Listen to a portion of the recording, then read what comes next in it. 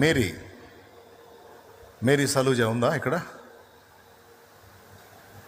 ఒకసారి ఈ చెవు పక్కన గడ్డొచ్చింది అమ్మాయికి. ఈ చెవు పక్కన గడ్డొచ్చింది. గడ్డొస్తే అన్న ఇక్కడ గడ్డొచ్చింది ప్రార్థన చేయన్నా అని వచ్చింది.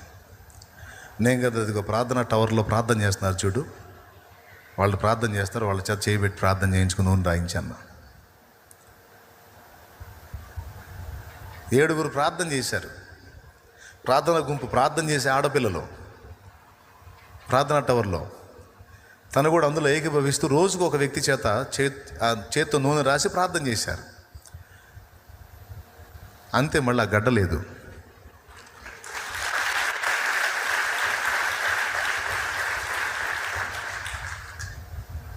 విశ్వాసుల్లో ఇలాంటి భక్తి, ఇలాంటి చైతన్యం, ఇలాంటి శక్తి వ్యక్తమైతే అన్య సమాజాలు ఇక ప్రశాంతంగా ఉంటాయా? ఉజ్జీవంతో నింపబడతాయా? పరిశుద్ధాత్మ ప్రవహిస్తాడు. ఎవరి ద్వారా? షాలేమన్న ద్వారానా? షాలేమన్న ద్వారా మాత్రమేనా? నీ ద్వారా, నీలో నుండి ప్రవహిస్తాడు. బ్రదర్స్ అండ్ సిస్టర్స్, గుర్తుపెట్టుకో. తమ్ముడు, నువ్వు ప్రార్థన చేస్తే దేవుడు వినడా? ఎప్పుడన్నా ఎవరికైనా బాగలేని వ్యక్తి నూనె రాసి ప్రార్థన చేసావా? చేయలేదు కదా?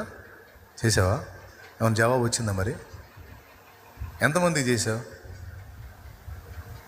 4 చేసావు తమ్ముడు. నూనె రాసి ప్రార్థన చేసావా? జవాబు వచ్చిందా? గట్టిగా చెప్పు, స్పష్టంగా. అదేంది, నువ్వు పాస్టర్ కాదుగా, మరి నువ్వెట్ నూనె రాసి ప్రార్థన చేశా?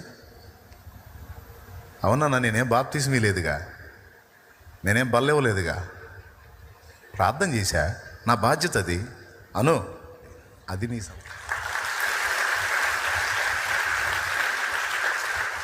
నువ్వు చేయొచ్చు.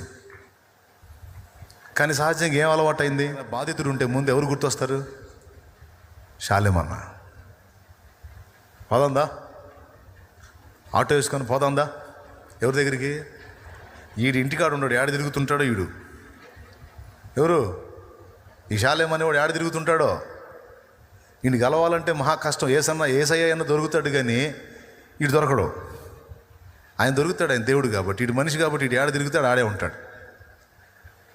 అప్పుడు నువ్వేం చేస్తావు? ఆశగా ఆటో వేసుకొని ఆ పేషెంట్ని తెచ్చి తీరా ఇక్కడికి వచ్చిందా కారణం లేడు అనగానే ఏడుపు మొగం వేసుకొని, లేడంటగా, సరే ఇంకొక ఆయన ఉండాడులే కానీ ఆయన చేస్తాడులే కానీ నేను చెప్తున్నా, తేవాకు. ముందు నువ్వే చేయి ప్రార్థన. షాలేమన్ ఉంటాడు, వాడికి బోధ అందా కాదు.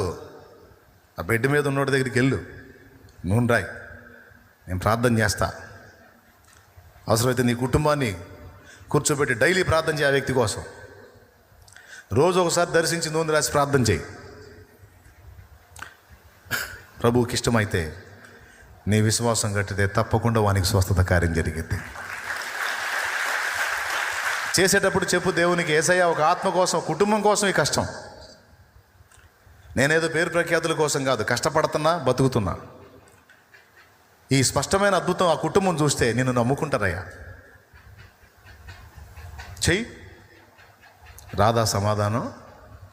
ఇప్పుడు నా పాయింట్ ఎంతమందికి అర్థమైంది? చేయొద్దండి. నిజంగా సగం కాదు, సరిగా. అవునా? క్లియర్గా